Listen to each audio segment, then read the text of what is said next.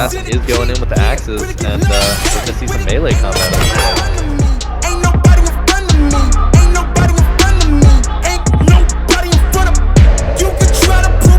What a match. Wow, that was a real treat.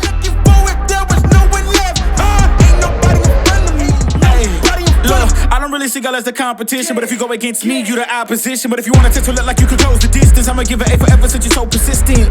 With you, I'm just practicing, cause I'm back to back, let's get back to winning. As a matter of fact, I'm not that forgiving, cause you did this to yourself, that's a bad decision. I don't see no one in front of me, you is a ghost, you ain't got a soul. Whoa, oh, and she nails it. Nails the shot. She's a my, gotta get already, not selling my, you on the, y'all moving, ready to go. Whoa. I'm the main event, ain't no back before, let's get it. Heartless in the G, yeah, pretty get lost, okay with it. Ain't nobody in front of me, ain't nobody in front of me, ain't nobody in front of me. What a match. Wow, guys, what a match.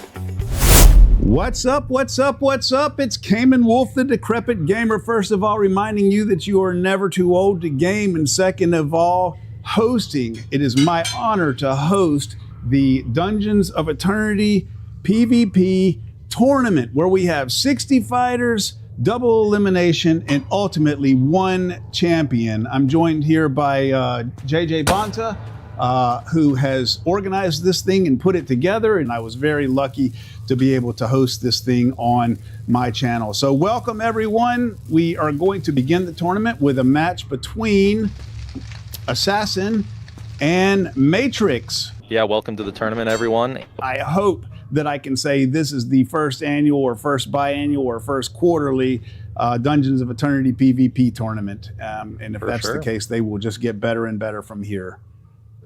That is the goal. Perfect. Well, yeah, are we ready to start this first round up? We are. Yeah, so essentially we'll be running around. You guys are doing whatever you can to kill each other, using whatever weapons you have, because you two agreed upon using your default weapons. And yeah, it looks like bows and axes over there, daggers over there.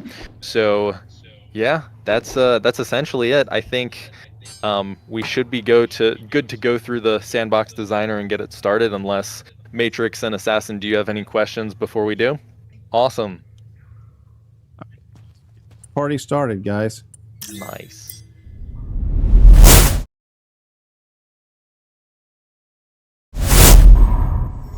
All right, so don't kill each other yet. So go to your corners. Matrix over there, Assassin over there. All right, fight. Okay, now I'm running away. Probably a little bit weird that one of them is teleport and one of them is continuous. We got one person teleporting around, and wow. Okay, Assassin and nails the shot. Point. Oh, it looks like Matrix is trying to sneak around for another sneak attack on Assassin, but I think he's wise to her. Oh, and she nails it. She nails the shot. Uh-oh, looks like she takes a couple of shots while he's down there just for good measure. Okay, all right. Looks like they're fighting across the pit. Looks like Assassin is firing up at Matrix now. Wow. Oh, okay, and Assassin nails Matrix again. Okay, that puts our score at 4-1. Impressive. And by the way, I think Assassin got second place in the previous tournament that we held, the Dungeon Defense tournament. So yeah, he is quite the impressive shooter, quite the impressive Dungeons of Eternity player. And I think he was hoping for this PvP tournament to happen last Dungeons of Eternity event, and Dungeons of Eternity didn't have PvP at that time, so it's kind of exciting that he gets his chance to shine in PvP. Okay, and Matrix gets a kill, so Matrix has picked one back up on Assassin. Sweet. Yeah, they're still the lower bracket though, so if she does lose, she still has the second chance to come back in that lower bracket, and even win the tournament. There is the chance of doing that. But she's still not down and out. She can come back in this round as well. This is a double elimination tournament, so it definitely, losing does not mean that you are out by any stretch of the imagination. For sure. And I can tell you what I've observed from Assassin here is Assassin is no slouch. She definitely knows what she's doing. It's just that I mean, Matrix is no slouch. She definitely knows what she's doing, but Assassin is just a very, very formidable opponent. Okay, looks like both fighters are on the low ground now. Assassin is pursuing Matrix, who looked like she took some cover behind. Here she is up here with me. Oh, okay. An Assassin has taken out Matrix. Excellent fight, guys.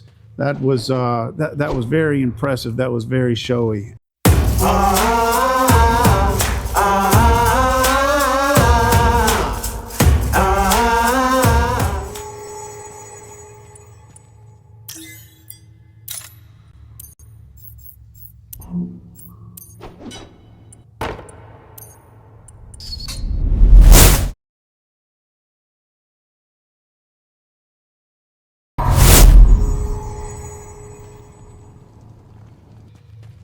Okay.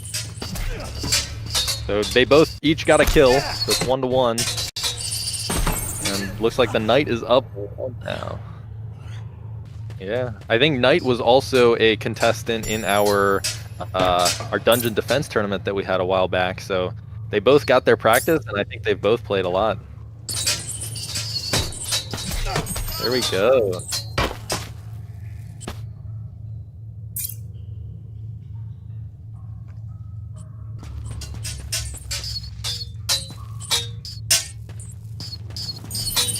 Nice. Assassin with the lead. See if Knight can make his comeback here. He did. He was ahead by one kill, I believe, at the start, and now he's behind by 2. So we'll see if he can make his comeback.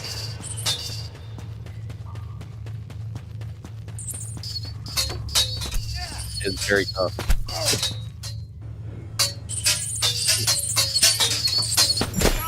Nice. Tough stuff. They're using their cover as much as they can. Ooh, looks like Knight just took fall damage there, I believe. I don't know if that matters too much. Okay. Yeah. Yeah, I believe it takes 3 arrows to get a kill. Nice. Oh, there we go, though.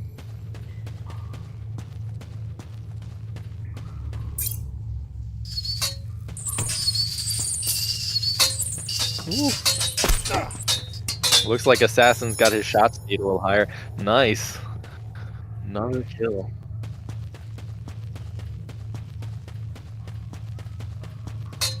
Ooh! Whoa! And Knight can't afford any more trades, though. Yeah, you got that. Oh, there we go. There's the game.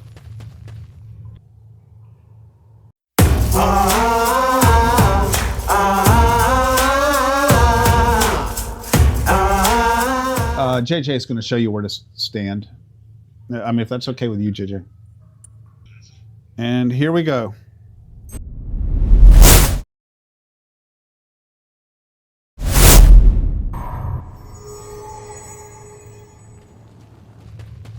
Chaos and Chaos has taken out Chipotle already.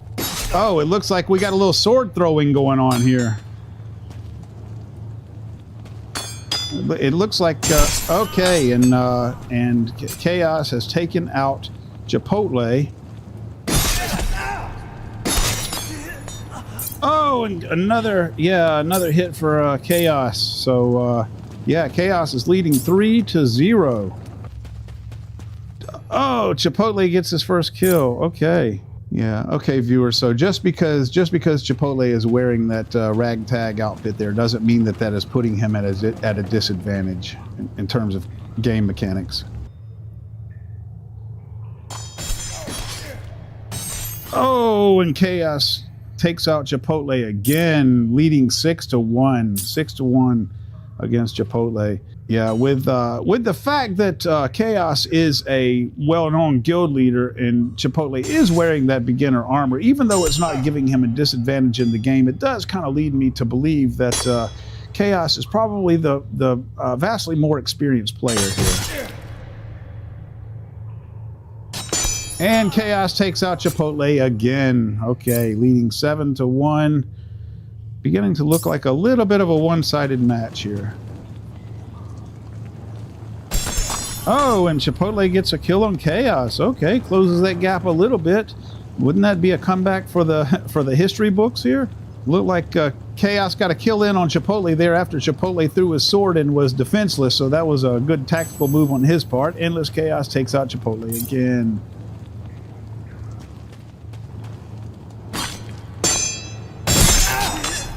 Chipotle takes out Endless Chaos. Closes that gap a little. Oh, it looked like he tried to jump down on him, huh? Okay, Endless Chaos is at 9 kills. This is game point.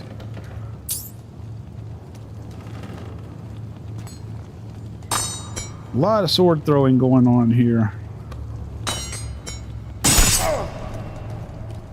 Sounded like somebody got a hit there. I'm not sure who it was. It sounded like I heard a pain-laden scream.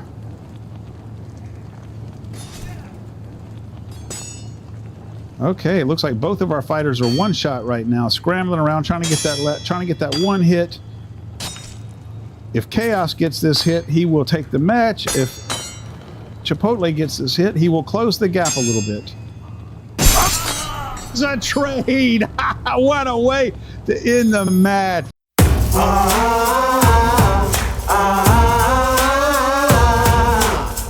That fight was very entertaining. That fight was streamed. The fight that you guys had just had, that was on YouTube. It's been very great sportsmanship between the two fighters in every match so far. So we like to see that.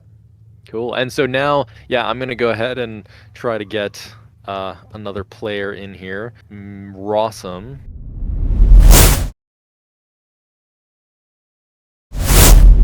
They haven't killed each other yet, so.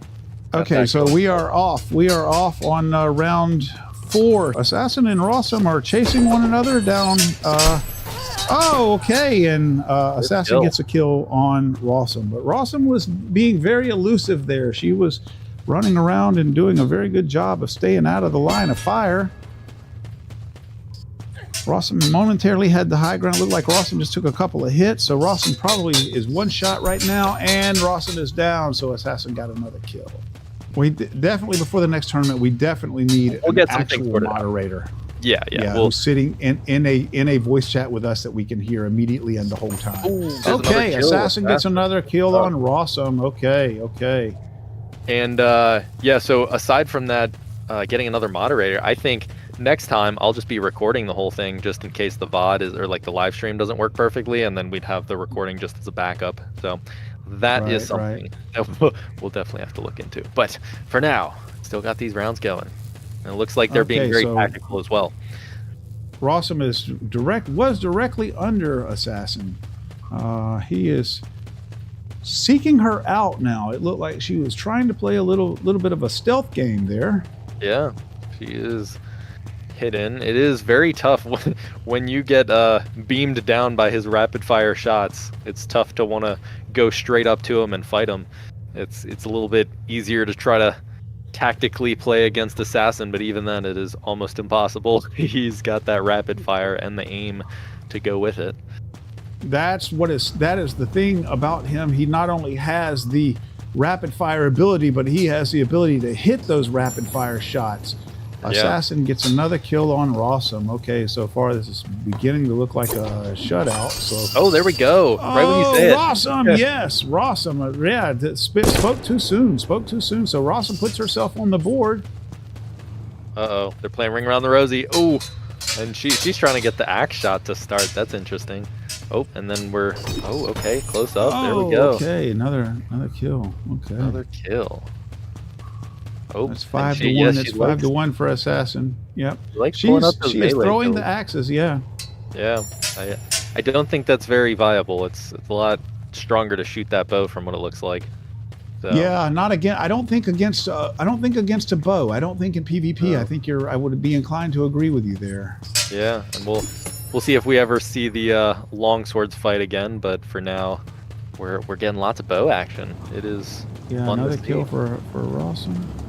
I could definitely see a future state of these tournaments where we, broke the tournaments out into bow and ranged and melee. Oh, okay. So this is the penultimate. That was the penultimate kill for Assassin, and so now we are on game point. And Rawsome turns it around and gets a kill on Assassin. Oh, okay. One more And kill. that's it. One more kill. Oh, okay. That was not game point. I'm sorry, guys. I misspoke. So now we're at game point. But Rawson put herself on the board there, so that's good. I was glad to see that. I did not want to see it. Honestly, I did not want to see a shutout. Yeah. No, it's Assassin's probably trying to get a shutout, but okay. Wow. Oh, another kill for Rawson. Okay, she's soundly putting herself on the board. Okay. Good stuff. She is now doing as well against Assassin as I have seen anyone else. Yeah, for sure. This man is deadly. Yes, he is. They're fighting down there. It's tough to get a good angle. Oh, there we go. Yes, it is. It is. Unfortunately, I was not able to see that final kill, but that's it. Okay, let's go back into game chat here. Very good, guys. Very good match. All right.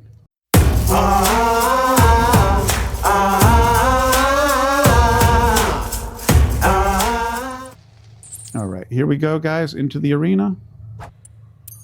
And we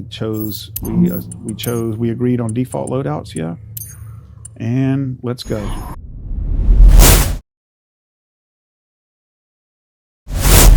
We've got Revelator and Endless Chaos. This is round 4. Oh, there they are. There they are. I lost sight of them for a moment. Okay. Yeah, I was trying to find you guys as well. So, okay, there we go. Looks like they have found one another. So we've got, who is this in the red on our side here? Is this Revelator or Chaos? Okay. All right. Revelator is the darker colored outfit. Okay, so these are not novice players. These are both experienced players. So this should be a good match. Looks like neither of them have managed to land a kill on one another yet, so they're really going at it, making excellent use of their cover and their movement to stay out of line of one another's fire. Okay, well we see here why Revelator wanted his bow. Revelator has landed the first kill on Endless Chaos. Oh, and Endless Chaos right back at him. Okay, so he's not gonna, Endless Chaos is not gonna let him get away with that. So we still got an even match.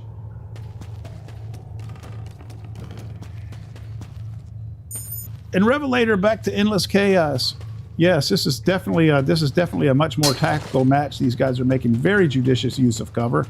Okay, looks like we've got Revelator on low ground. It looks like Endless Chaos is coming down the stairs, coming around to try to get him. Okay, Endless Chaos is retaking the high ground. Oh, and Revelator picks him off from the ground. Wow.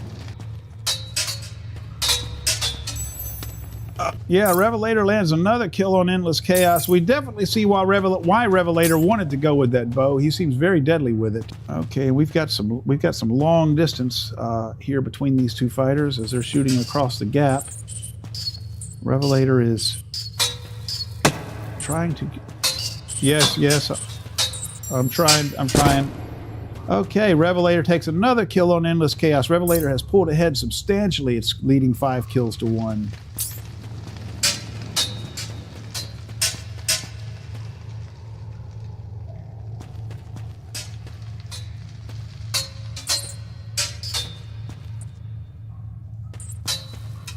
Yeah, it looks like Endless Chaos and Revelator are firing at one another through these slight gaps in these doors at an angle and making judicious use of their cover.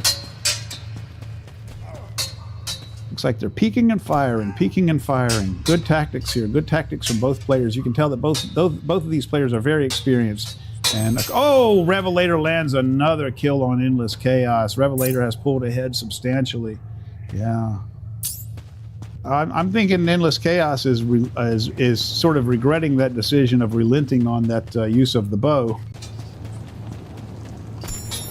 Oh, Revelator takes another kill.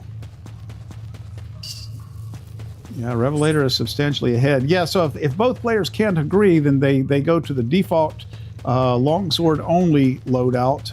And since Endless Chaos prefers longsword, that really would have worked to his advantage, but he played the gentleman and relented and let Revelator take his preferred weapon, and I think he is really probably starting to regret that decision now. Revelator is leading 8-1. Revelator is definitely deadly with that bow. Yes. Oh, and Revelator takes it. This is game point. Takes that kill, and we are at 9 kills to 1. We are at game point now.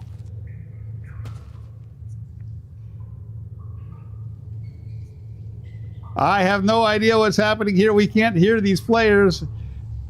Oh, I think Revelator. I think Endless Chaos through the. Okay, let's switch back to game chat here because I really want to know what's happening with these two players. Okay, guys.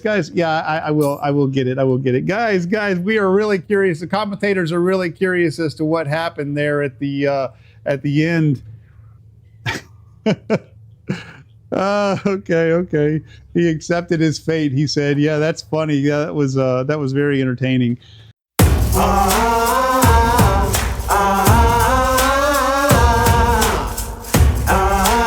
He asked if they had any questions, and Revelator just said he's got his will in his back pocket. So I think that was a show of respect from Revelator to Assassin in terms of his skill. But I'll tell you this, viewers, we have covered both of these guys' games so far, and both of these gentlemen are very formidable bow fighters. So I'm expecting this to be a very good match. So are there any questions? And if there's not, we're going to go ahead and jump in. All right, and we're going with default loadout. All right, so wait, go to your corners and I will come to the middle. And then once you're in your corners, I'll give it a countdown.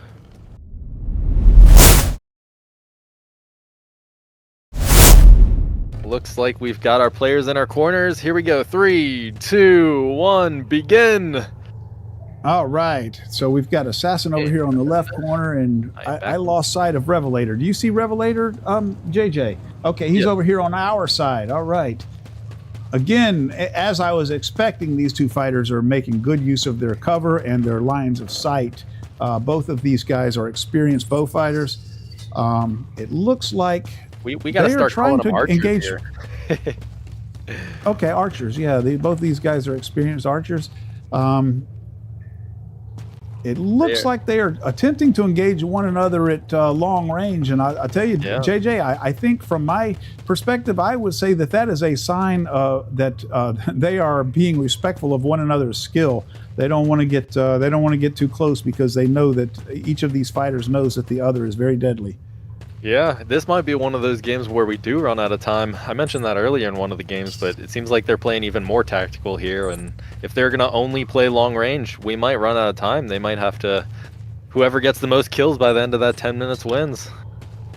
Yeah, we'll see. We'll see how that plays out. They are definitely playing at long range, and I think, again, I think that's because they are aware of the precision and speed that each opponent is aware of the precision and speed that the other possesses. Yeah. Well, looks like we're almost 2 minutes in with no kill. Oh, there's the first kill. And Assassin gets a kill. Assassin gets a kill, and it is a long-range kill because these guys only seem to be fighting at long range. And Assassin is just, I tell you, from my perspective over here, JJ, it looks like a rainstorm, man. Those arrows are just raining down. Yes, it does. And it looked like Revelator, he spawned in the very center, so I don't know if Assassin got any free shots through that, but that was unfortunate for him to spawn right in the middle there. Assassin is coming up behind Revelator. And Revelator turned around and got him, turned on him. That was an amazing play.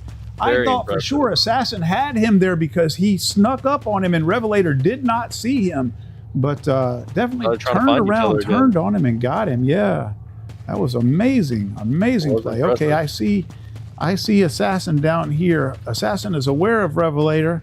I don't think Revelator is aware of Assassin. Oh, no, he caught a glimpse of him. He caught a glimpse of him. So there we go. Let me try to get out of it. Oh, I took a hit. Line of fire. Oh no. Yeah, I gotta get out. I'm trying to stay out. It's tough. I'm trying to stay out.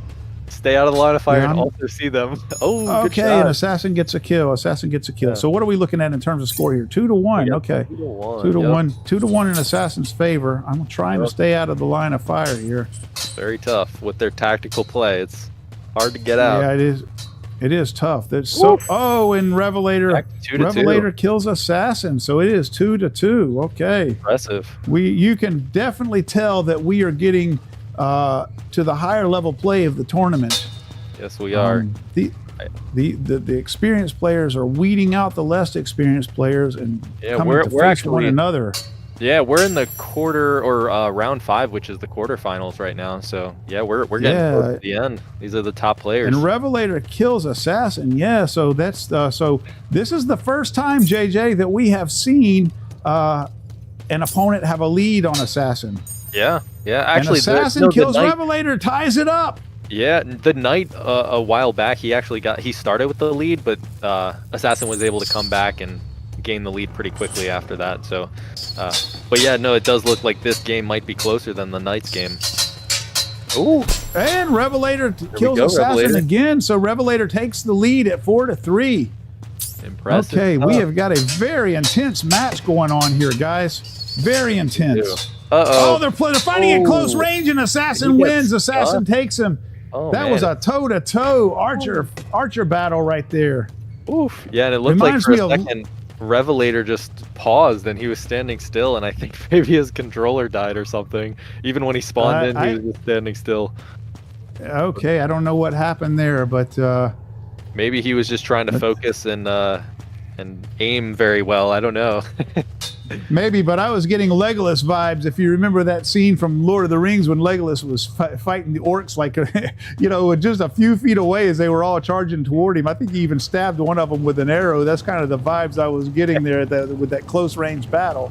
Yeah, it would be cool. Okay, so we've got Assassin underneath and Revelator on the high ground. Uh-oh, who's going to see each other first? Who's going to get that sneak shot?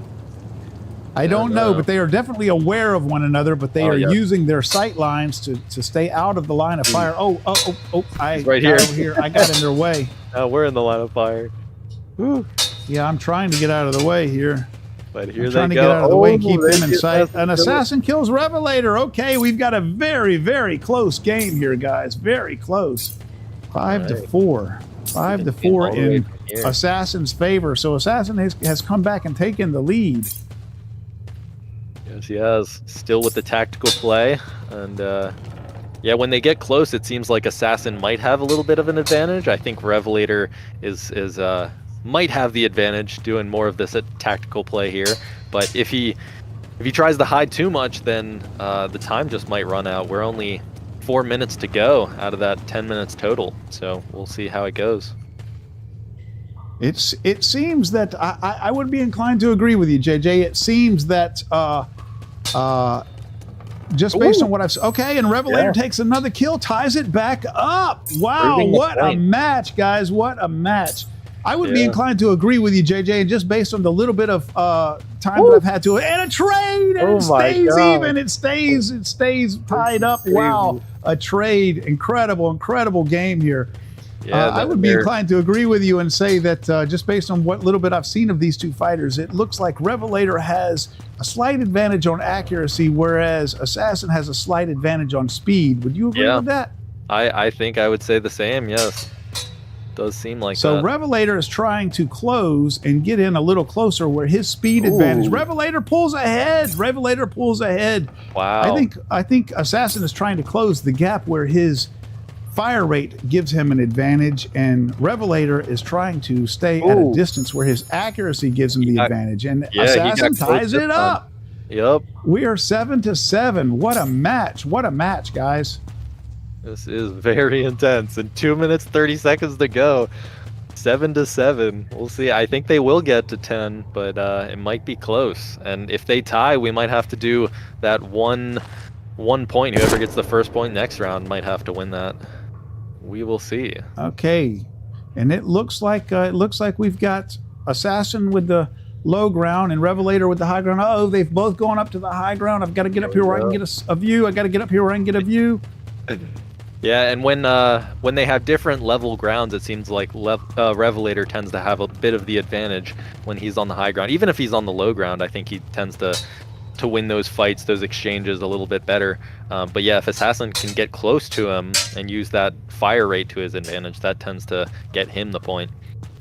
Yeah, I think the reason that Revelator does that, I think that Revelator is willing to give up a little bit of a tactical advantage of having the high ground just to keep that distance between them, where his accuracy is useful to him. So, yep, see, that's what he's doing right there. As long as he's on the ground, and Revelator gets another kill. Revelator pulls ahead. Wow, what a match.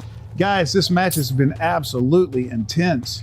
Super intense. And oh yeah, they're still doing the different heights, but actually Assassin goes in, going for the kill. Assassin closes the gap. Assassin closes the gap. And Revelator gets the kill in spite of that tremendous fire rate. He keeps his cool and takes out Assassin in the midst of that rain of fire. And Assassin gets a kill. So it is game point for Revelator, but he is only leading Assassin by 1 point. So this could go either way. And Revelator takes it. Revelator takes it. What a match. Wow, guys, what a match.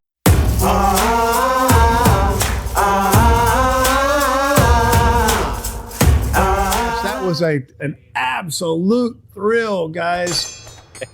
That was one of the best matches that we have had so far, guys. That was just absolutely incredible. So these two fighters are being very complimentary of one another, and the sportsmanship has just been phenomenal. That has been one of the best matches that we have seen.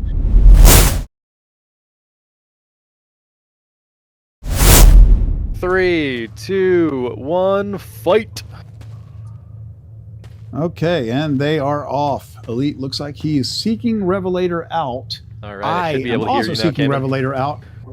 And Revelator gets a kill on Elite, and Elite was seeking Revelator out, and it looks like Elite found Revelator.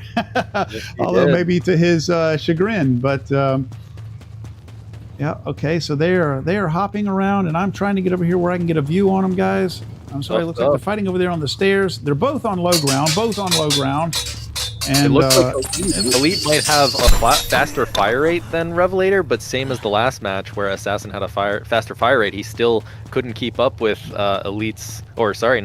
Revelator's his aim. He's got some great archer aim. I would say that, yeah, I would tend to agree with you there, JJ, and I would say that, of those two skill sets, it is beginning to look like accuracy is the thing that you want to have. I mean, it's like I always say in Call of Duty, when people like these high fire rate guns that do a lot of damage, a lot of theoretical DPS, I'm like, guys, a gun that round that misses its target does 0 damage. And so, that theoretical like DPS... Miniguns versus sniper rifles. That's almost what we're looking at right now. Right. That's it. Yeah. If you don't hit your shots, it doesn't matter. It doesn't matter how much damage they would have otherwise done. For sure.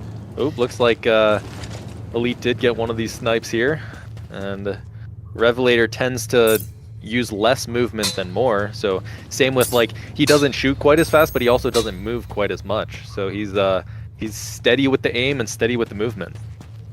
Yes, and it looks like Revelator has picked up another kill, so we're at 4-0.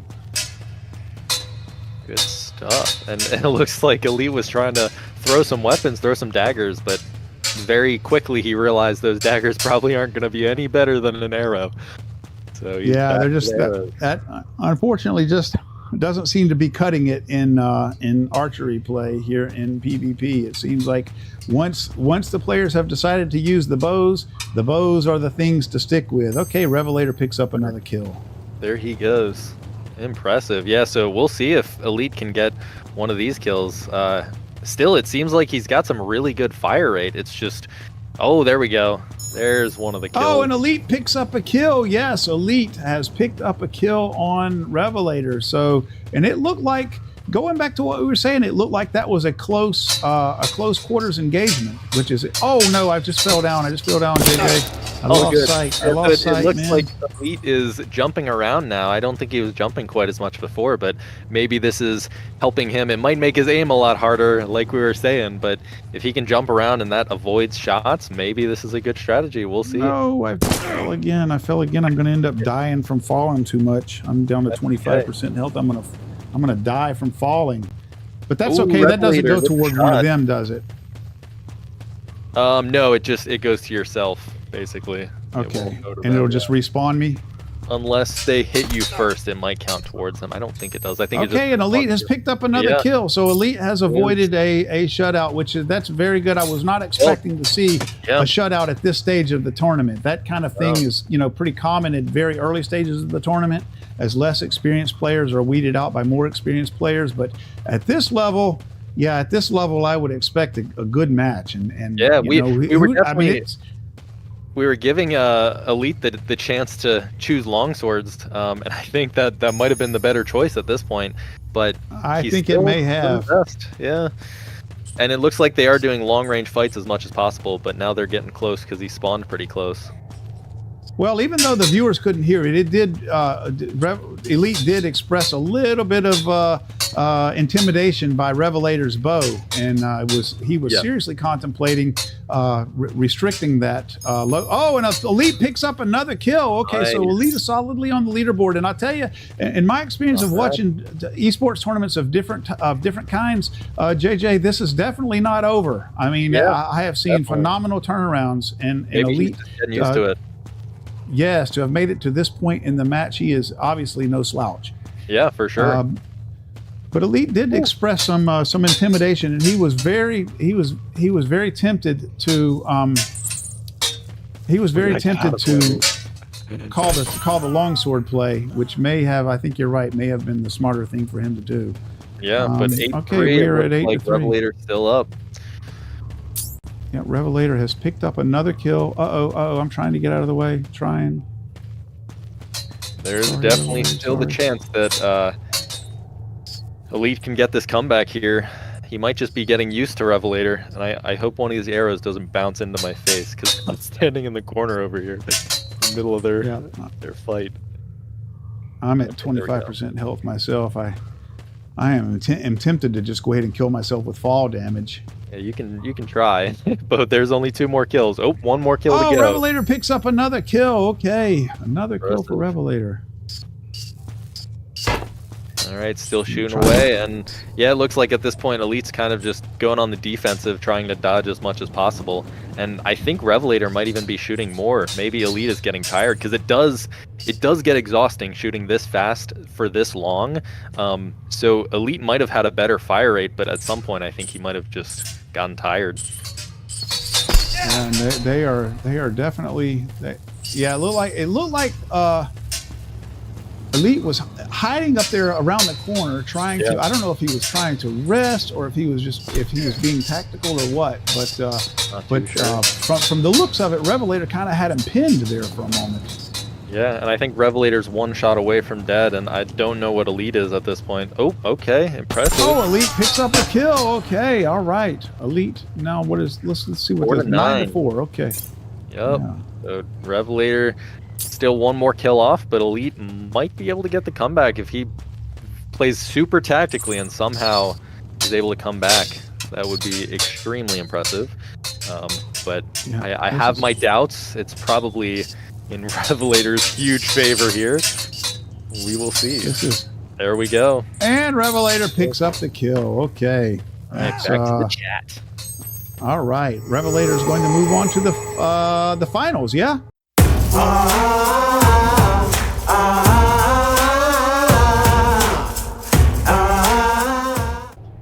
Okay. All right. So we're going to go ahead and so we agree on default loadouts. And yeah, you're okay with the default too, right, Funky? Are there any questions? All right. Let's get to it.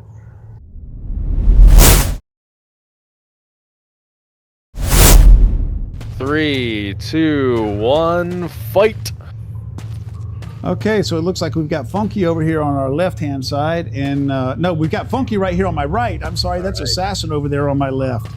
Funky is the one with all the brightly colored clown stuff on. Some of the context for this match, Funky using his axes. It looks like Assassin already got the kill, but it is very difficult to play axes or basically any other weapon except the bow against the bow. And Funky in the trial tournament, when he had an inter-guild trial tournament, he did really well. He actually beat me in the tournament, if you want to go back and watch that. But he used this exact same loadout with the double axes, and I think he's trying to be as tactical as possible to make that work. So okay, interesting. So you're saying that he is actually using thrown axes against a bow? Correct, yes. And he chose Wow. to do this, which somehow he's made it this far in the tournament against likely also bow players. So Yeah. Okay. Assassin gets another kill. We'll see how that tactic works against the extremely formidable archer assassin. So far, it hasn't worked out very well. So Assassin's got 3 kills to 0. Yes, I have a feeling that this will be impossible if you have like around the same skill level. Even if Funky was like better with the axe than Assassin is with the bow, I think it's still so much more of an advantage with the bow. But good shot there. Funky got 1 kill. Yeah, he got a kill. You know, maybe he will make us feel as if we spoke too soon. You never know. Yeah. I'm going to stick to my guns here and say that Assassin, all things being equal, Assassin will definitely have an advantage if Funky decides to stay with the axe combat. But we will see. He might make me eat my words. You never know. Yeah. I think the only advantage that Funky has with axes is they act more as a shield than the bow does, so he can block the arrows a little bit easier. Even though that is really difficult to do, it just does give him a little bit more protection. But at the same time, being in a long-range fight, it is almost impossible to do an axe versus a bow with an arrow. But yeah, it looks like okay. Assassin's got another kill. He has given it the good old college try, I can tell you that. Yes, he is. That is... I am honestly that he was able to get 1 kill for the 3 kills that Assassin got. If he can get... I would say like 3 more kills, that would still be very impressive. And if he can win, that would be, I will eat my words, but I have my doubts. I did notice that I think I saw he had a bow on his back, so I don't think he is running around without a bow. It's a great sword, long sword. Oh, so he is not using a bow at all. That is interesting. Correct.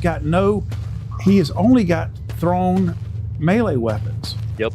Wow. Okay, let's see how this is going to pan out. So obviously what he needs to do is close the gap. And I know that Assassin likes to close the gap too, because he's very fast and he's very accurate, but I believe that we have kind of agreed that he is faster than he is accurate. So he wants to close the gap too.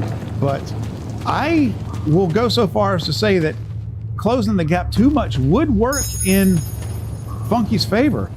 Yeah, however, you can still create more of a gap. So Assassin could essentially just keep moving away and running away as Funky's trying to close the gap. So it's almost impossible for Funky to close that gap. But he is trying. He's trying to be as tactical as possible. And if he's able to do that, then there's definitely the chance. And it looks like Assassin is going in with the axes. And we're going to see some melee combat, it looks like. Oh, wow. Okay. That's... Oh, shit. I fell again. Oh, there we go. I fell Funky. and I lost that. Oh, I didn't see it. I think they're going back to the axes. So because Assassin... It looks like Assassin, because he already has such an advantage, he's going with the axes only just to see if he can deal with Funky's axes, even though Funky is really good with the axes. Yeah. I would say that if he does that and he finds himself pressed, he's going to fall back to the bow. But this is definitely an interesting thing to see. It is very unfortunate that I fell off the terrain and missed a kill. Oh, I keep missing Funky's kills. That's okay. Funky went in with overhead. He got the overhead kill on Assassin there. And it looks like... And it was a melee attack, it looked like, because they were so close. They were both behind this pillar right here where I couldn't see. Yeah. So... They're trying to use some long range, but I think the best way to close the kills is to get close. It's just risky when you do. Yeah. And there's one strategy that you can... There we go, Funky again with the kill. But okay. Yeah. One of the it looks like Go ahead. It looks like as long as Funky is playing Assassin's game, Funky is doing... I mean, as long as Assassin is playing Funky's game, Funky is doing okay. It looks like Assassin has decided to go back to the bow. I don't think he wanted any more of that axe play. I would say that if he played out the entire game that way, Funky would definitely have the advantage and might turn it around on him, so he's got to go back to the bow. Definitely had a chance with the axes versus axes. But yeah, no, it's tough. And when you do axes versus axes, it looks like they're going in again for it. Once you get close, it's a matter of whether or not you want to use range or fake them out and then actually go in with the melee weapon. So yep, looks like Assassin got the kill. Yeah, he got the kill with the axe. Okay, all right, let's go back on over. All right, guys, that was a great match. Say, JJ and I both noticed that when Assassin got a little bit of a lead, it looked like he was going to the axes to to kind of play on Funky's territory there a little bit, on Funky's ground.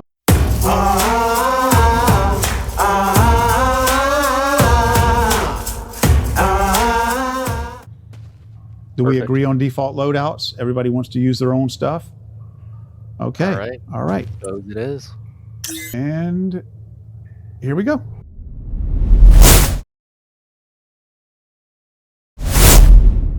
Three, 2, 1, fight. So Assassin, he was mentioning in your interview that he shoots sideways with the bow, but it looks like Butane was shooting horizontally, but now or vertically, but now he's shooting horizontally. I don't know. Well, it looks to me like he's shooting kind of at an angle. That's the way that I use a bow. I shoot it at about at first, for a second, degree angle. And Butane gets the first kill on Assassin. Wow. Okay. All right. I can already tell we're going to have a good match here. Both of these guys are very, very fast, and Assassin returns the favor. Yeah, we'll have to try to figure out who shoots faster. If Butane can actually shoot faster than Assassin, that would be very impressive. There are arrows flying like these almost look like automatic weapons. I mean, it's crazy how fast these guys are shooting. And Assassin gets another kill on Butane. Okay. And it seems to me, does it seem to you, JJ, that these two guys' styles are very, very similar? It seems that they're both perfectly happy to fight at close range. I think so, yeah. It doesn't look like either of them are being extremely, what's that word for it? Trying to use cover and go around the corners, like Revelator tends to do, but yeah, it seems like Butane really likes to be out in the open. Assassin was using his cover a little bit, but it looks like they're really just getting close to each other and duking it out. Wow, they're just slugging it out, man. Just trading blows. Right, okay, it's back even. Yes, even. Wow. This really looks like a less, if I may be so bold as to say, a less tactical match than the previous matches we've seen. It looks like these guys are just, looking for their. They got a trade. It was a trade. Yeah. Wow. Yeah, these guys are relying on their speed and who can get those arrows cranked out the fastest. Yeah, this is not much of an aim battle from long distance. It's just who can get those first 3 shots in really close, and looks like Assassin's one to take the lead. Almost like a shotgun battle in Call of Duty. Oh yeah, almost a rapid fire shotgun battle for sure. Oh man, these guys are just going back and forth. Okay. 5 for 5. This is intense. Yeah, and Assassin was saying that he forgot to use. Yeah, Assassin forgot to use shot distance his match against Revelator, and so now he's got shot distance on his bow, so he'll be able to shoot a little bit faster. Doesn't have the trajectory speed to worry about, and it's 6-6 now, coming back. Yeah, Butane brings it back up to a tied match. Wow. And they are making no bones about. I mean, they are just going straight for almost like they have melee weapons. They're just going straight at one another. Yeah, this is no tactical play whatsoever. It looks like Assassin is kind of using tactical play now. Butane is kind of using the cover of those pillars there. So yeah, a little bit of that, but it seems like most of the kills have been face to face. Yeah, it looks like Butane is trying to draw him out. He wants to draw him out where he's getting, back there behind those. Oh, another trade. Yeah. So Assassin still got the lead by 1 point. Both guys are on high ground. I better get out of the way here. Those arrows are coming so fast. I don't want to be anywhere near. They're pretty good at aiming at each other, but yeah. Oh, there we go. Assassin one more kill to go. Game point for Assassin. This could go either way though. It could definitely go either way. Tough to see this last fight because there we go. Good angle. And Butane closes the gap. Okay. This is the penultimate kill for Butane and the game point for Assassin. So this could literally go either way. Yeah, Butane still has two kills. But Assassin is one more, and he might get this win here. He's using some cover, maybe refreshing his arms. Yeah. Yeah, he might be giving his arm a rest. Yeah. Yeah, and Butane might just be trying to use cover and keep it slow to get these last 2 kills, trying to be careful. It's probably very nerve-wracking at this point for both of them. And there we go, Assassin with the kill. He got a snipe. That was impressive. Okay, Assassin takes Guys, I missed that last kill because I was trying to get up that chain where I could see. Wow, what a fight, guys. What an action-packed, intense fight, man. You guys were just slugging it out. Slugging it.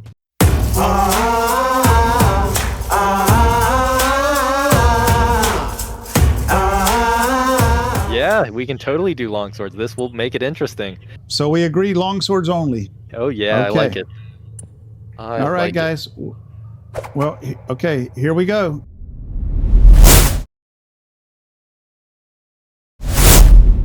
Five, four. Oh, why do I start from 5? 3, 2, 1, fight!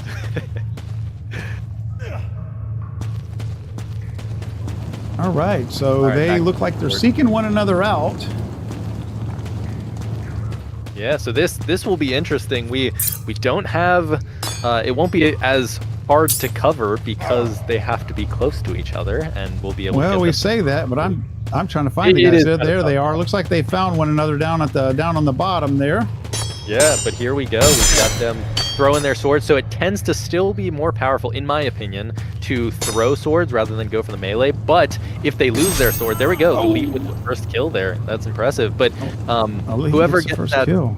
Yeah, if they throw their sword and they don't have it, then the other person can go in for that melee. So it's really a kind of like a rock, paper, scissors game at that point. And it looks like they're going for ducks. I don't even see a weapon in Elite's hand. What's going on there? I don't know. I don't know what happened to his... Oh, there we go. Oh, a trade. Oh, interesting. Yeah. Okay, interesting. This could shape up to be a very interesting match. Yeah, 1-2. Elite's up. Oh, they're both crouching. This is quite interesting.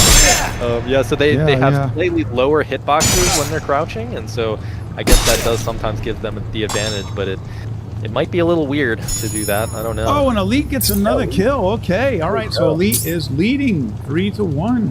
Yeah, it seems like this was a good choice from him because, yeah, he lost his last bow game, I think, against Revelator, and now he decided to go for the longswords this time, and I think that was the right choice. That would probably would probably end up being the right choice if he makes it to the. Oh yes, okay. So Elite comes back. This is going to be a very close game, I think. Yeah, 3-2. That would probably be a very smart thing against Revelator as well, because Revelator is so deadly accurate with that bow.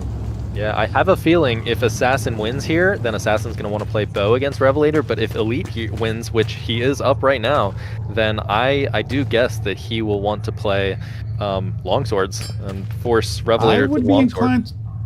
I would be inclined to agree with you on that. I think that is absolutely the way these players will think.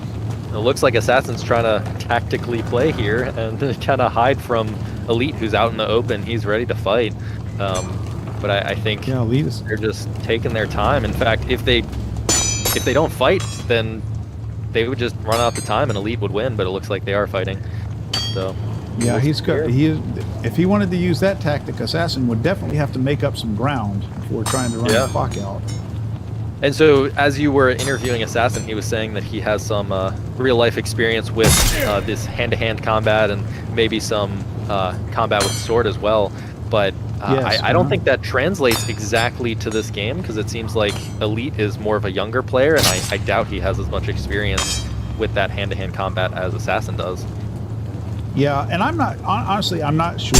Silver Tongue Devil and I tested the sword combat in this game, and you know, they did a pretty good job of it, but it is very, very difficult to, you know, accurately. It's its own game against AI components. For example, Assassin ties it up. Okay, Assassin ties it up. I'll give you a good example. Swordsman is a phenomenal game. It accurately recreates swordplay, but you're playing against AI opponents. To play against humans, it's really hard to recreate swordplay in VR. Yeah, for sure. So it looks like Elite is taking the lead again. Yeah, it looks like it. But I think they tried to go for more of the arcadey style with Dungeons of Eternity, with the PvP at least, and even the combat, which really works well. PvP I still think is super fun. It's just it doesn't exactly translate from those real life skills. I'm sure there are Right, some right. parts of those real life skills like reaction time and some other like random things. Aiming with the bow translates pretty well, but not everything definitely does. Assassin, okay. Okay. 5-4. Yeah, okay. He's keeping the gap nice and small. So neither one of these players is pulling away from the other. Yeah, for sure. There's one game that I think does the PvP sword play really well. I can't even remember the name of it off the top of my head, but yeah, it basically does like when you slice the blade, it completely takes away the blade, and so you have to be very tactical about whether or not you want to hit the opponent's blade at the top or the bottom. You generally want to go for the bottom, and sometimes them themselves. But in this game, you always have your swords, and you can even throw your swords, so it tends to be more of like a throwing match than a match of blades here, of melee. Yes. So Assassin got a good hit in on Elite there by throwing his sword, but now they have yet. So Elite is currently down some health. Oh, he hit him again, so Elite is definitely one shot now. Definitely one shot. If Assassin can get this kill, he's going to tie things back up. If Assassin can just get this one shot and kill Elite, then we will be looking at. Oh, they're both one shot. They're both one shot now. Oh, okay. Assassin got it. There we go. So now we are looking at a tied game. Let me explain what happened there for a second. So Elite actually got the hit on the way back, bringing his weapon. So doing that like Thor bring back of the weapon, he got the hit. And so sometimes that can be more advantageous than just throwing it when you actually bring back the weapon. Wow. Okay, so he got him on the return trip there, huh? Yeah. Yep. Very interesting. Elite got that kill there, and so sometimes they're gonna opt to throw their weapons and wait for it to respawn, but sometimes they'll do it on the return just so they can get that weapon right back and have the chance of hitting the opponent as well. Okay. There we go. Assassin with the kill. They're tied it up. So yeah, it looks like what a match! What a match, guys! It's very, very close. Yeah, Assassin's getting into the groove a little bit. It seemed like Elite came out with the advantage, but yeah, Assassin taking it back. And I don't know how much health Assassin has right now. It would be kind of cool if we could see that. But yeah, I think he might be a little bit more damaged than Elite now, considering Elite is the last one who died. But we'll see. Yeah, I have not. So I'm trying to keep these guys in my view as much. Okay, Elite gets another kill. Wow, so Elite pulls ahead. Yep, wow, 7-6. Wow, what a match. This one is going to go right down to the wire. How are we looking on time? The return hit. Oh, he got the return hit, and right when he got it, he hit him, and then he hit him again. That was amazing. Good stuff, Elite. Wow. That was a great play. That was a great play. Yes. So I'd say sword fighting in Dungeons of Eternity is half magic, half sword fighting, because using that take back is pretty magical. Ooh, they just got a trade. Half telekinesis. Yeah, half telekinesis. Okay. Assassin keeping that gap nice and small. Keeping it nice and small. It's 8-7 right now. 8-7. Good stuff. This is definitely a close one. Elite got hit. I mean, Assassin got hit. These fighters are trading and trading and trading. And when I say trading, I don't mean trading, killing each other at the same time. I mean they're just taking turns. Oh, okay. So it's game point. It's game point for Elite. Oh, wow. Yeah, okay, this could be it. This could be it for Assassin. Oof, Assassin's going for the melee now. That's pretty risky, but I think he has to. It's looking like Elite's doing really well with the throws. Yeah, Elite doesn't get the takebacks. A lot of times he throws it and then doesn't return it in time, but it looks like he got that kill. Only 2 more kills to go. Yeah. So Assassin is...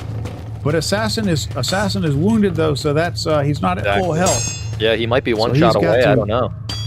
Yeah, he has got to win this one. One hit. Oh, and there he goes. There it is, and it's over, folks. Elite takes Assassin, takes him out. Wow, guys, what a fight. What a fight. Congratulations to both of you guys. Good Congratulations stuff. to both of you guys for making it as far as you did. But Assassin, I think you were missing your bow there, man. I think you were missing your bow play. It was very intense, man. You guys kept it. Yeah. You guys brought it right down to the wire. I mean, it could have gone either way, right to the very end. So that was a great, very interesting and intense fight. Great playing, guys. Great playing.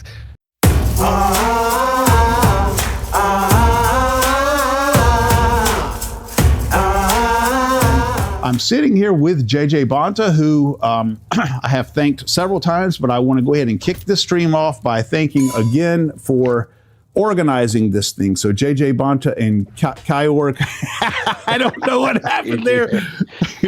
JJ,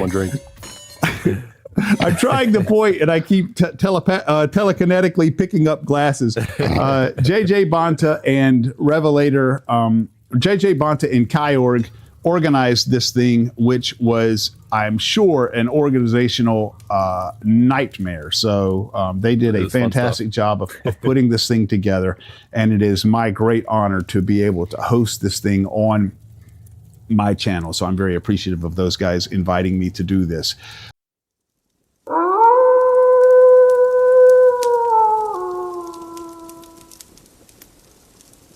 We are waiting for our other fighter.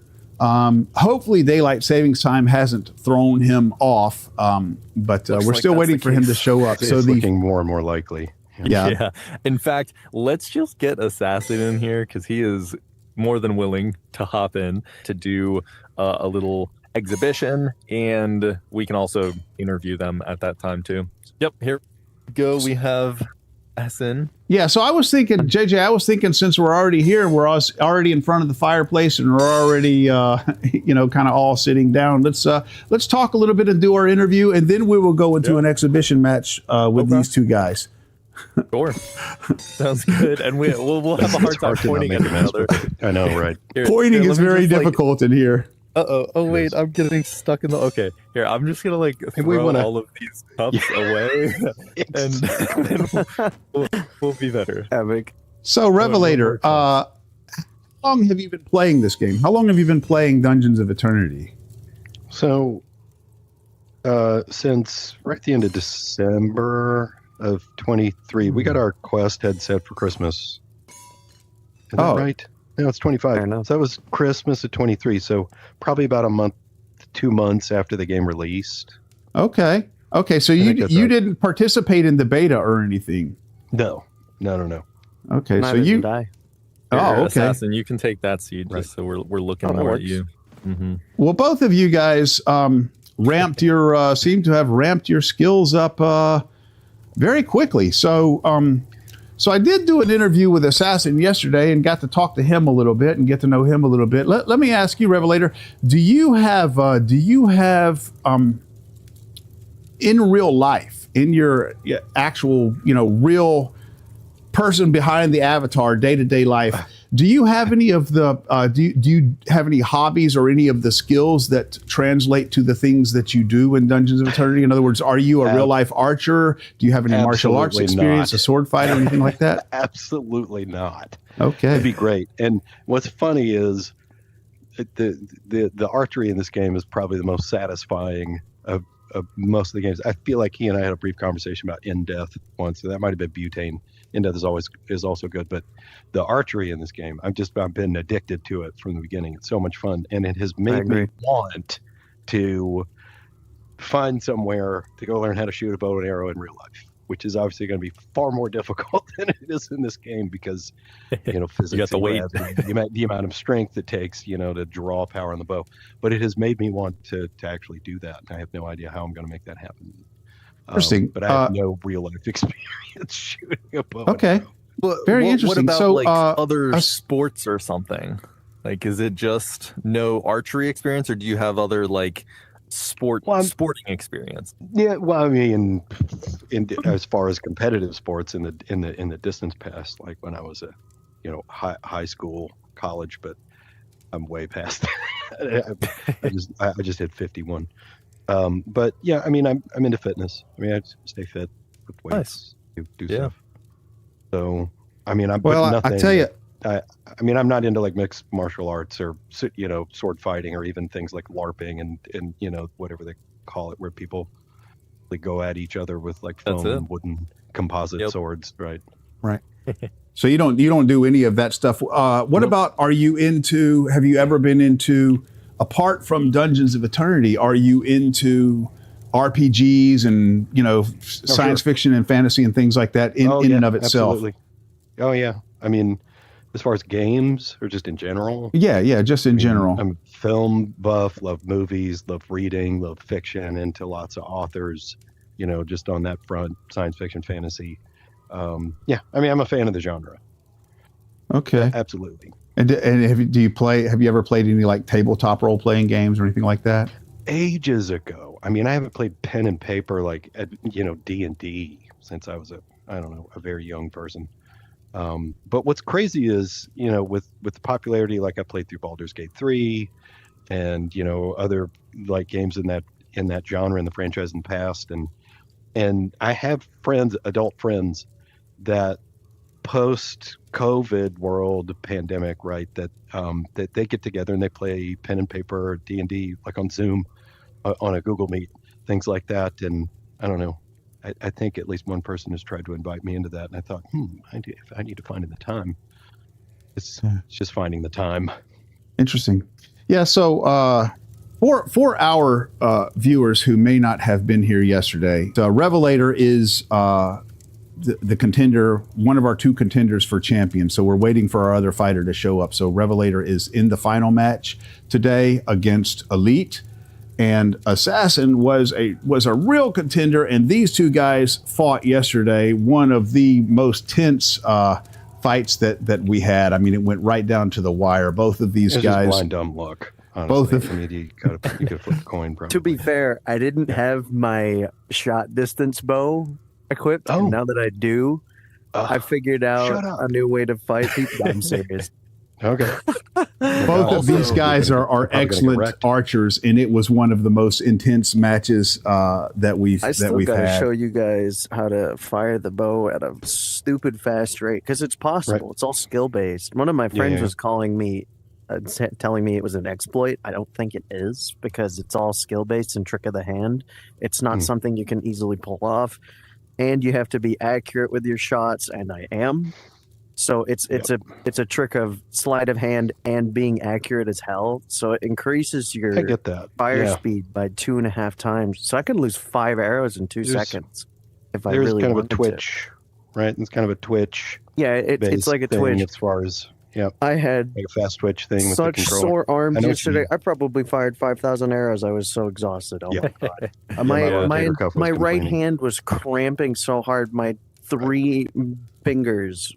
My index and my middle, they were all super sore and numb. So at one point I was like, I'm switching fingers to fire because I can't use his hand anymore. It was that bad. Yeah, we were actually talking about that. JJ and I, he had brought that up a number of times during the commentary, that these guys, their arms must be worn out. And viewers, I'm going to tell you, I don't know if you guys, it's exhausting. For any of you guys that do not play this game, it truly is exhausting. I mean, it can really take a toll on your, that shoulder and just the whole arm.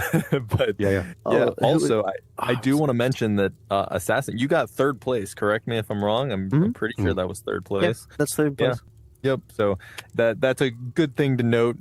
He did get 3rd, and not because he didn't lose because of his bow skills. He lost because he was forced to choose longsword. I got beat by an ankle biter, but what do you know? I beat it. He beat me fair and square. It's all good. That was a very good match too. That one was very really close. Tooth and nail. It was really close. He was juking my shots. It felt really good. Yeah. Like even it's great to watch. Even if he's young, he did really, really well. I give him props because who was the guy that you went up against who came all the way up that was using axes? Oh yeah, Funky Kong. He was cool. I don't remember his name. Funky Kong, yeah. Yeah, Funky Kong. Yeah. He was such a chat. That was impressive. He fought me with this melee weapons while I had a bow, and I was like, you know what? I don't want to just cheese this guy. I'm gonna fight at this level 2. So I just whipped him out, and I was going at him with the axes, and it felt really good to like throw an axe at him, and like it clipped him in the legs. I threw one of them, and it clipped him, and it felt really good. I liked that the weapons home in on players in that mode, because I didn't think they would, because I'd never really experimented with that. Mm-hmm. And I was like, oh yeah, I actually got him one time. And then I threw both of them at him and got him in the face at one point. It was such a takedown. It was funny. Yeah, he was real Chad. He was cool. Yeah, that was a very interesting match, and that does bring to mind. You know, we were talking about before the stream started. We were talking about possibly as we do this in the future having different categories, and I think that would be an interesting thing to do, to have a category where people are allowed to throw their melee weapons, and then a separate category where people where throwing weapons is not allowed and people actually have to melee. I think that might be an interesting thing. Yeah, I agree, and it would be even better if we could get the developers to make it required that you can't throw your weapon. And so, yeah, that would, just to make sure the tournament rules would be kept in place. Yeah, yes. At one point it was like there's only a mode where the weapon could only be in two places, in your hand or in your holster. In other words, you can't you can't throw it. That would be very interesting. Would be the only trick with that is that even weapons that aren't throwable are throwable. Well, that's why we're saying it. The and you developers need a referee basically to like keep it right. You need That's what we're saying though, that we would make it so that the actual game doesn't allow you to release it from your hand. This is going to be awkward with me sitting in the chair, but yeah, I think can't it even would get be it off cool of my if back. they But you can added- throw a longbow at people. I think it'd be cool if they added a game mode to the arena where you could have an elimination mode where somebody has so many lives and respawns. Oh yeah. And say you had 4 people fighting, everybody's got 5 lives, and it's every man for himself. That would really go hard. Oh, like a battle say royale. You're stuck with battle royale, right? Say you have say 5 teams of 4, but everybody's got 5 lives, and it's all melee weapons only, and no throwable. Right. That would really mix things up. And even team-based. You can't heal. You can't spam arrows because it would be too easy for me to just shoot 4 people with a bow. Since we're on the topic of trying to look forward, I think, I don't know how difficult it would be for them to implement something like this, but they've already got the map and they've got the PvP mode. Adding a capture the flag type of a team-based PvP where you've got a it would be slow with the flag, but you could try and capture it and bring it back. Yeah, something like that, like a team-based capture the death whistle game mode. Yeah, yeah. You got to bring it back to your base and blow it. And once you do that, that's right. Yeah, there is really so much potential here. I would very much enjoy this exact setting right here that also involved a couple of the devs, which I know that JJ, by the way, I didn't, but I will, when I close this stream out, I will link JJ's channel in the description as well. JJ has had a number of interviews with the devs that are very, very interesting, where they talk about these very kinds of things. So yeah, and just mentioning that, in one of those interviews, we were talking about PvP and obviously when PvP came out, that was one of the topics. And I think one of the things to note there is that even now PvP has been out for a few months, but it's still experimental. Like, it's mostly just an experimental game that it's not like the most refined thing. There's games that are specifically designed for PvP. This game is not. And yet, if it gains enough traction, I think they're willing to put a little bit more effort into it and make it more of a core experience of this game. Because right now, the core experience is still the PvE aspect of it. So we'll see how it looks. But yeah, and it the PvP. Obviously was their original core intention and target audience is people who enjoy the PvP experience, because that obviously is much more refined. And again, I want to say to any viewers who are out there who maybe saw this advertised on Reddit or whatever, and you're watching because you're esports fans and maybe don't play this game, the game, let me just plug the game for a second, is phenomenal. What you're going to see today is a PvP battle between Revelator and the other contender for champion Elite. But we're also going to have an exhibition match between Revelator and Assassin, who fought yesterday. One of the most intense fights that we saw. It was a fantastic fight, and we're going to give these guys a chance to have an off the books rematch. And I think everyone will be interested to see that. But that's what you're going to be seeing today is the PvP. But the PvE experience in this game is incredible. And that was their first baby. The PvP was added later. Yeah, I've got a dungeon that is absolutely busted that no one has. I gave it to Royal and a few others. I've still got it. It is 24 rooms, 400 monsters, and 16 chests. It takes you 90 minutes to clear it on the hardest difficulty. It gives you 400 enemies.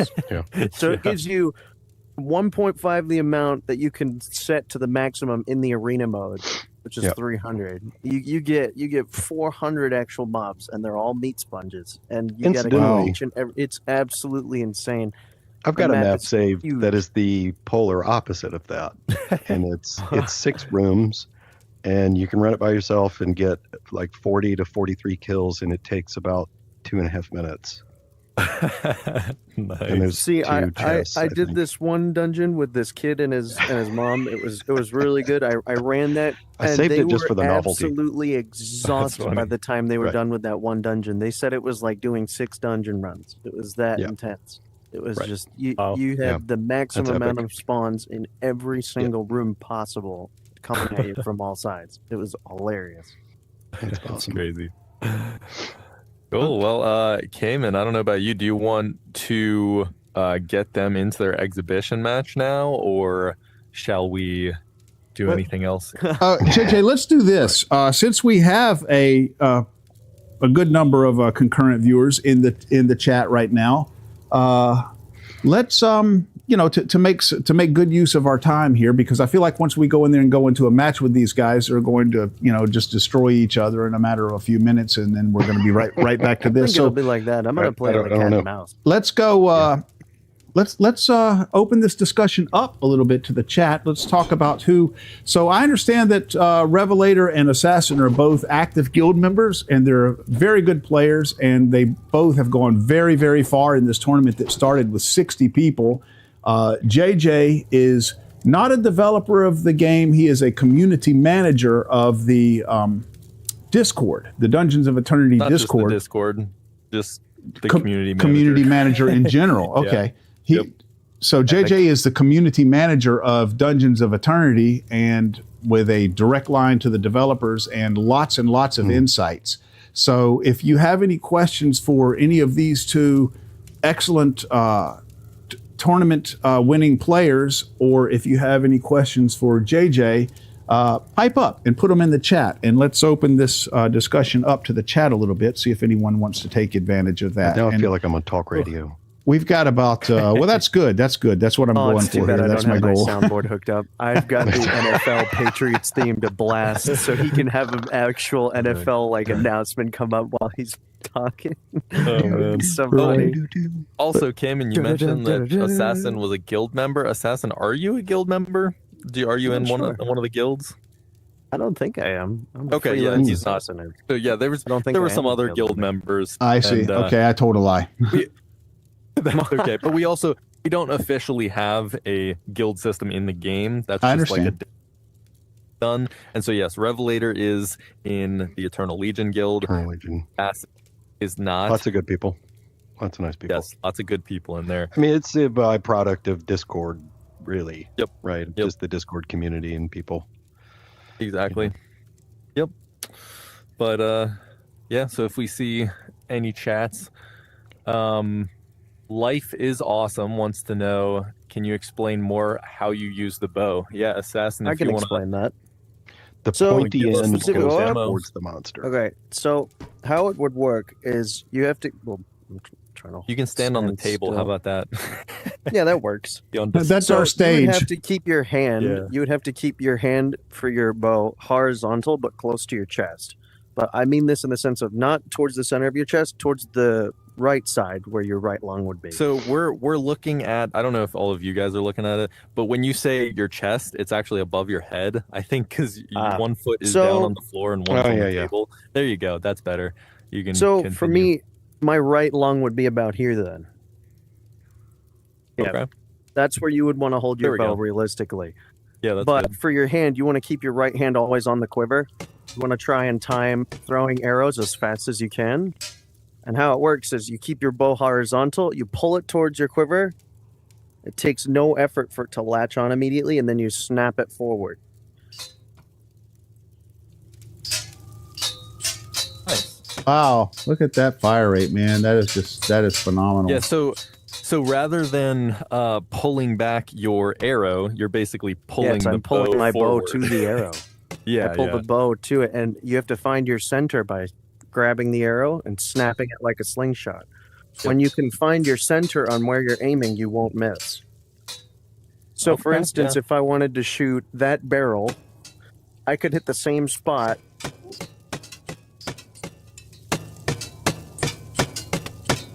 Nice. 10 times, and it would I wouldn't miss. Interesting. And it would just be bullseye after bullseye. This is the shot distance bow. This one will probably get more away. And that's another aspect of all this. Yeah. Revelator, do you have a different method that you use? I feel like the several people I've talked to in this game that really specialize with the bow probably all have their own, I don't know, kind of technique in a way that they kind of get it in. Because like we mentioned earlier, you're not beholden to the actual physics of having to draw a bow, because this is the kind of thing you can get on YouTube and actually look at demonstrations of people demonstrating actual archery, and it takes a very right, a lot of upper body strength, but in this game you can just, like he was showing, you can just which is easy, basically as fast as like pulling a trigger. But there's definitely something to getting it accurate, practicing some of the accuracy. For sure. So Shadow Moon Witch is asking to all of you, how long did it take to solo the final level? How long did it take you to solo the final level of difficulty? To all of you, how long did it take you to solo the final level of difficulty? Not long. When you've got enemies that are stronger and bigger, like the demons, the bigger the target it is, the easier it is to hit for me, because the bigger the target. Yeah. But I think it's also, just for some context first, that question's a little misleading, because there's not just one level at the end. Like it's all you could keep generated. So and plus you can have a dungeon that is as long as you said, like it takes an hour and a half to complete, and takes an hour and a half.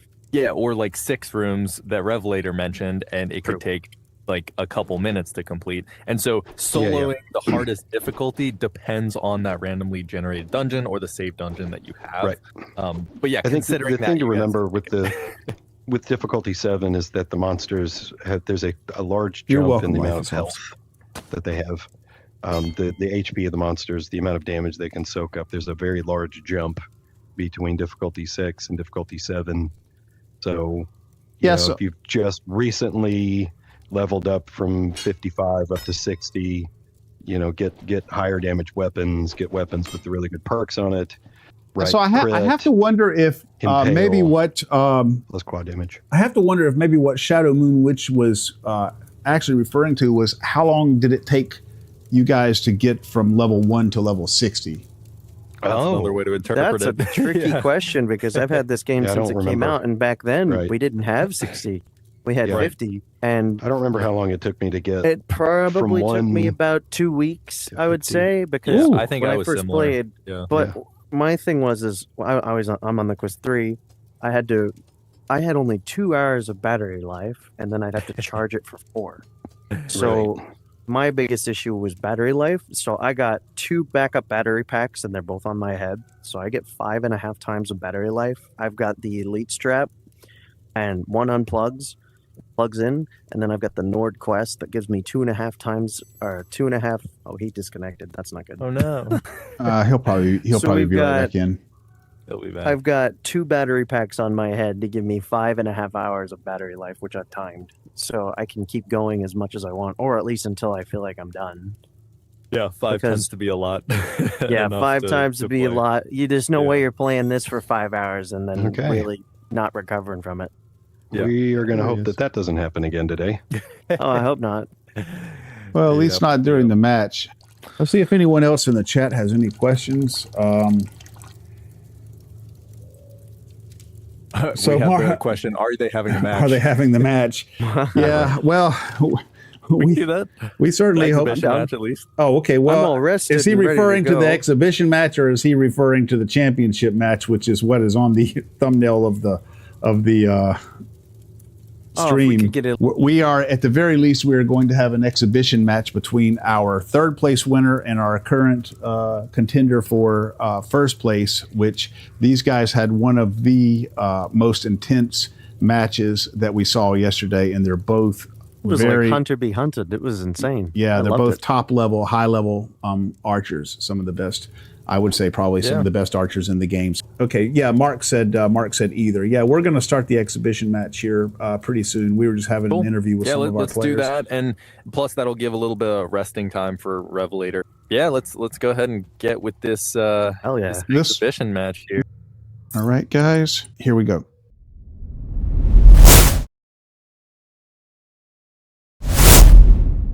All right, here we are for our exhibition match between Revelator and Assassin. Two of the best fighters that we had yesterday. We've got the third place winner and the contender here. Revelator is the contender for first place.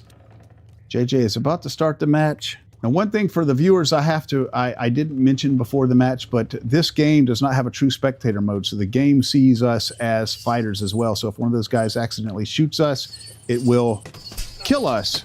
So we have to kind of stay out of the line of fire. So I just get the best possible view that I can. All right, these two guys are okay, and Revelator gets a kill. Revelator gets a kill on Assassin. And if you remember our conversation during these two guys' fight yesterday, JJ, we were saying that we felt like Assassin had a slight speed advantage. And I think we saw that out there in the lobby during the interviews as well. He's a little bit faster, but I still believe that Revelator is a little bit more accurate. And that's not to take away from either one of these guys' skills in either one of those categories. But I would give Assassin a slight speed advantage, and I would give Revelator a slight accuracy advantage. Do you still believe that's true? Yeah, I think so. And yeah, it looks like Assassin just got the kill back. But yes, yeah, Assassin was close up, and I think still, if Assassin's able to get close enough, he tends to get the kill. And Revelator, if he can tactically keep his range, then he tends to get that kill. So it's really just a matter of what distance they can maintain. Yes, and I think we're seeing that. I think we're seeing that in the way these two guys are fighting right here. Now, these two guys have the same color of bow, so it's difficult for me to differentiate between the two when they're at a distance. Which one of them is this right here on our side? This one over here is Assassin, and the one far is Revelator. Okay, so we've got Assassin on this side, and it looks like they've taken... So Revelator, and we noticed this in the match yesterday, Revelator is trying to keep the distance between the two fighters, so he is trying to rely on his accuracy, whereas Assassin is trying to close that gap and rely on his speed. Yep. And so that just sort of, I feel that sort of validates mine and JJ's theory here as to these two guys' strengths that they're trying to play into. You can see that Assassin tries to get up and close the gap between the two so that he can just overpower Revelator with his sheer force of number of arrows that he is able to put down. For sure. Yeah, I think that is the case. And yeah, it looks like they are both playing a little more tactically than I believe they played last time. Looks like Assassin just got a shot in.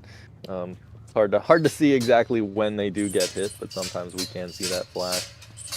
But Revelator's keeping his top, his height advantage, and Assassin is now coming to close the distance. Oh yeah, here comes Assassin. Assassin gets a kill. Okay.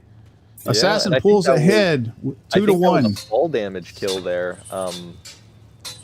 Maybe if he got shot at the last minute before he hit the ground, that could have been Assassin's shot. But I believe he just died because he hit the floor. So, yeah, got to be careful. Well, even if it was a fall damage kill, Assassin got the credit because the score is showing 2-1 right now, and Revelator ties it up.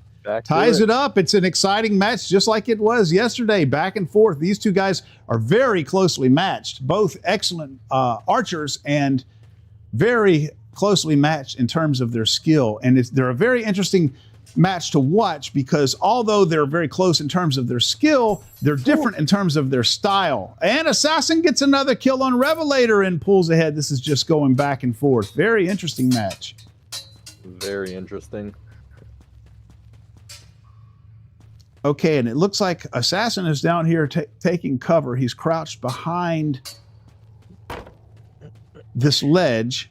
Yeah, Assassin seems to try to keep cover down at the bottom until he can get close enough and come up onto Revelator, but then same thing kind of goes for Revelator. He tries to stay up in the open and maintain his distance away from Assassin. But it looks like Assassin was able to get up top, and he's trying to close the gap here. And so I noticed what Assassin was doing was playing a stealthy game here and trying to sneak up and get close to Revelator. Very similar to his name, Assassin. Yeah. Similar. And he did. He did close the distance. The Revelator still managed to take him out. So that was an excellent play on Revelator's part. Okay, and Assassin pulls ahead again, 4-3. Wow, an Assassin. Oh yeah, I guess he just spawned really close, really close to Revelator. Yeah, closed the gap naturally. I had to actually move away from Assassin because I could tell that Assassin was trying to play a stealth game and sneak up on Revelator, and I was afraid that I was going to give his position away. We don't want to, by our presence, affect these guys' game. So Revelator gets a kill on Assassin and ties it back up. Impressive. Yeah, and so one thing we noted in the interview is that Assassin wasn't actually using shot distance on his bow, that weapon perk that basically makes your arrows fly faster, and he didn't do that in the previous match they had against each other, but this time he's upgraded to that shot distance perk, and so that might be helping. Right now he is in the lead, so we'll see. It might be. He just took the lead with that kill, and And oddly, even though the match has stayed neck and neck, I have noticed that Assassin is spending more time in the lead. Assassin will get a kill and pull ahead. Revelator will tie it up. Assassin will get another kill and pull ahead, and Revelator will tie it up. So Revelator has spent less time in the lead than Assassin has during this match. Oh, looks like, oh wow, Revelator took the kill even though they were close up. I was expecting Assassin to get that one, but it looks like they also spawned close to each other, so Assassin can bring it right back. We'll see how this duel goes. Yep, Assassin took that kill. And Assassin takes the lead. Yep. And Revelator spawns over here by us. Got to get out of this line of fire. And there they go, back at it, shooting at each other from a long distance, and Assassin closing the gap. We'll have to get out of the fire here again.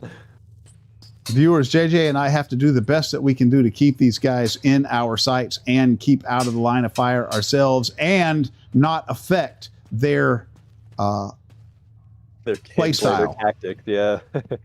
or the battle. Okay, and Assassin gets another kill. Assassin is ahead by 2 now, gaining a little bit of a lead. Yeah. Looks like the game has no true spectator mode, so the game sees us as legitimate combatants. So these guys see us running around. It's not that they don't see us; they do. Correct. Oh, and Assassin's dropping down. I gotta run away myself. And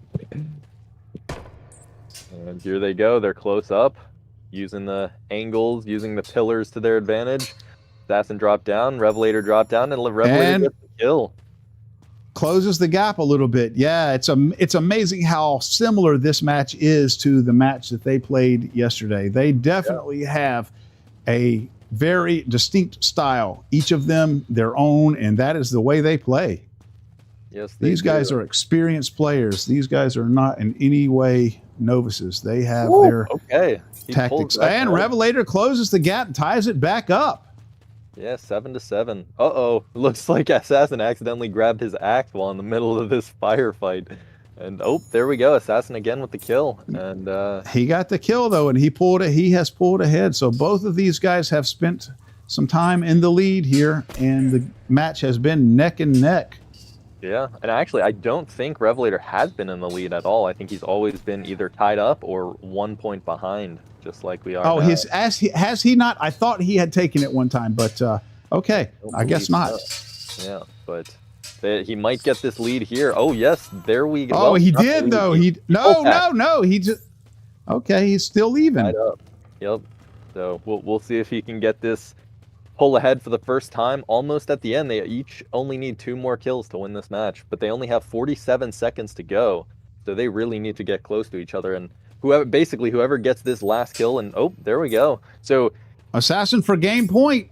Yeah, Assassin needs to either run out time or get this last kill. Hopefully, he's going to keep things interesting by trying to get the last kill. If he were playing a tournament match here, it would probably be to his benefit to try to run out time.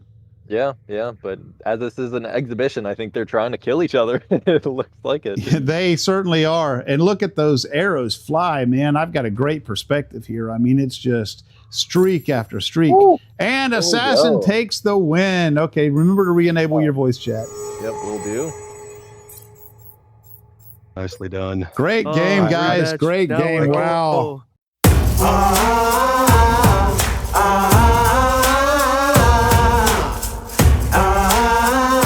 These fighters have just agreed on their loadout, and so that is the rules. The fighters can agree on their own loadouts and come to their own terms, and if they cannot agree, then they will have to use default longswords. And so these two fighters have just agreed, and we will have one of the most interesting matches we've had yet, because of all the matches that we had yesterday, we didn't have anything but bows and swords.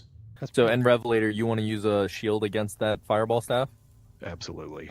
Wow. Okay, that is bold. This is going to be a very interesting match, I think. Both of these guys, I know, are very familiar with the rules, and I've also gone over them with the stream, JJ. So, do you think they bear repeating, or should we just jump right in? I think we should just jump right in. Let's do it. I'll get them to their corners and give them the countdown. Let's do it.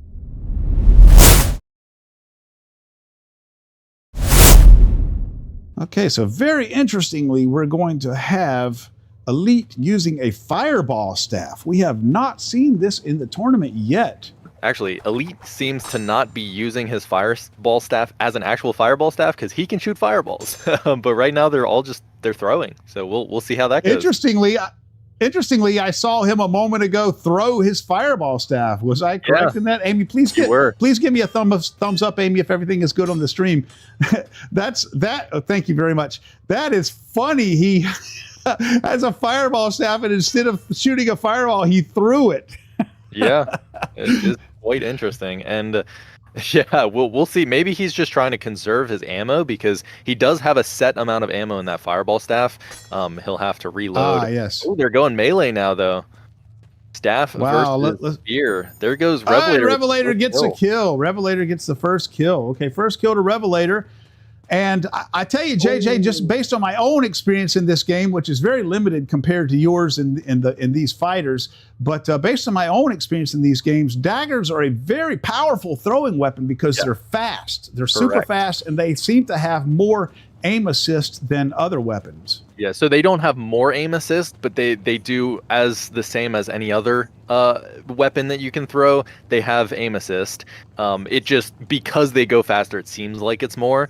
But yeah, no, they're duking it out right now, and basically his sword. Oh, there.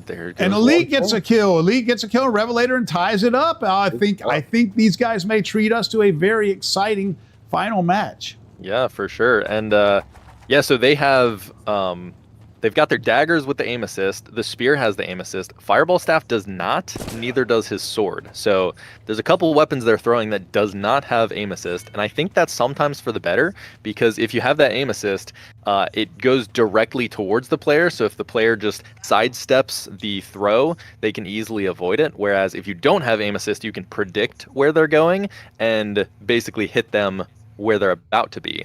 So it's just really hard to get hits in with these ranged weapons when you don't have an official ranged weapon like a bow, with shot distance especially.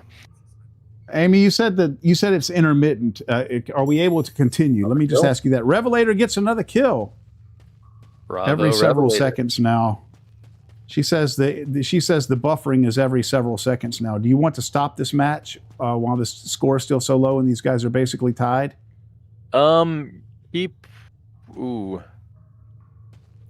Potentially, I'm looking at it right now, and it looks pretty good.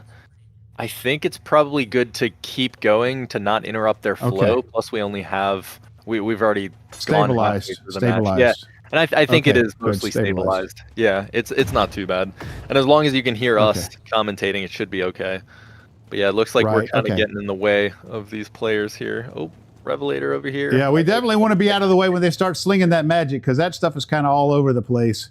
For sure. But yeah, no, it looks like Revelator is still up 1 kill, and they are, oh, they're closing the distance, closing the gap, and now, oh, Fireball Staff is out. There we go with the first kill. Oh, and Elite picks up a kill. Okay, that ties us up. And he actually just used the Fireball Staff there close range. That's what I was assuming he would do the whole time. That, I believe, is probably the strongest way to use it. But it looks like Revelator's trying to dodge it and make him waste his ammo. And yeah, if he uses all of his shots, then he won't be able to continue with it. But as there is only 4 minutes remaining, he might as well use as much as he can. Now, JJ, what is this? What was that weapon that Revelator was using with the purple, look like lightning or mana or whatever? The one that the purple looking one? Yeah. Yeah, that's the spear. That's a trident. He was shooting something out of it. No. Revelator, he might have been throwing his dagger, but yeah, he can't shoot. He can only throw. What was all of that? That? Oh, okay. Yeah, that must that's have not been Revelator. That's Elite. So that's his Fireball Staff. He's been shooting his Fireball Staff. Oh, okay. Okay, it's like purple. Oh, and Elite picks up another kill, so ties it back up. These guys are tied. As a 3 minutes legendary left. weapon, the Fireball Staff as a legendary does shoot purple fireballs. So that is what that is. I see. Yep. I see. Okay. So it looks like so we have 3 minutes and 30 seconds left with a tied match, 3-3. Okay, this one looks like it's going to go to time. Yeah, it looks like it might. And I think he's slowly running out of those Fireball Staffs. I saw him reload a gem one time, maybe twice if I missed one. But yeah, if he keeps shooting and runs out of these fireballs, I think Revelator will have the advantage. But still, he gets a kill. Revelator pulls ahead. Revelator pulls ahead. Yes. Impressive. And it looks like he is managing to avoid the shots from Elite's Fireball Staff. Yeah, it was very impressive because I thought the Fireball Staff would just have such an inherent advantage that Revelator would have almost no chance, but it looks like Revelator is closing that gap by playing as tactically as possible. Yeah, he really is. Particularly with as fast as it shoots, it almost looks like it's just a barrage of it is. It's deadly. You can shoot faster fireballs. or as fast as the reload crossbow. The only disadvantage here is that he does have to reload, and it looks like he's still got enough gems to last him. So he should be at the advantage here, but I think Revelator's just playing so well that it's hard to get that advantage, hard to pull ahead for Elite. Well, I tell you, JJ, it's like I said yesterday, at this stage of the tournament, we expect very high level, top level play, and that's what we're being treated to here. For sure. I tell you, I could never stand up to something like that Fireball Staff, the way he's slinging those shots. Revelator is just really showing a remarkable display of skill here. I agree. Yeah, completely. And Revelator is up 1 kill with only about 2 minutes remaining. So he might just be able to stall out the time here. I think that might be his strategy. And yeah, it looks like Elite is over there. I don't know if they've decided not to kill each other right now or if they're really just playing as passive as they are. I don't. It's definitely not the move for Elite to not try to kill because he is down a kill, but I guess we'll see. Elite definitely does not want to allow Revelator to run the timeout because Elite is or should be under a tremendous amount of pressure right now because not only does Elite need to win this match, but Elite needs to win the next 2 matches in order to take the championship because he's coming from the bottom bracket. So Correct. with 57 seconds left in the match and Revelator up by 1, Elite should really be turning on the pressure right now. Yes, he should. And I believe he might have run out of fireball shots because it doesn't look like he's shooting them anymore. Oh, there we go. Right back to it. He's got 40 seconds remaining, and he's shooting some more fireballs right as I was saying that. We'll see if he can get a kill. 30 seconds remaining. This is coming down to the Revelator. And Revelator takes another kill. He's ahead by 2 with 10 seconds left, guys. I think this is going to be it. I think this is going to be our championship match. 3 seconds, 2, 1. And Revelator takes it. Revelator is our champion. Yes, very, very good match. All right. Congratulations. Let's go back to let's go back to voice chat. Around right there. Excellent, guys. What a match. Wow. That was a real treat. Guys, that was awesome. Yeah, that was fantastic. It was a very different dynamic than every other match I've played in the whole tournament. It really was. And it was interesting to cast, and it was interesting to watch. And one thing that JJ and I had pointed out, Revelator, was you did an amazing job of dodging and managing to stay clear of that barrage of fireballs that Elite was barely showing at you, was throwing at you. Yeah, barely. It was killed me at least once with it. I got in too close. Elite, how many times did you have to reload that fireball staff? Did you were you still remaining? Now let me point something out. He totally punked me on one of those kills and was like, "Oop, out of ammo." I was like, "Oh, there's my chance!" And I came around the corner, and he blasted me in the base. Oh my god! Awesome! Wow! Oh, well done.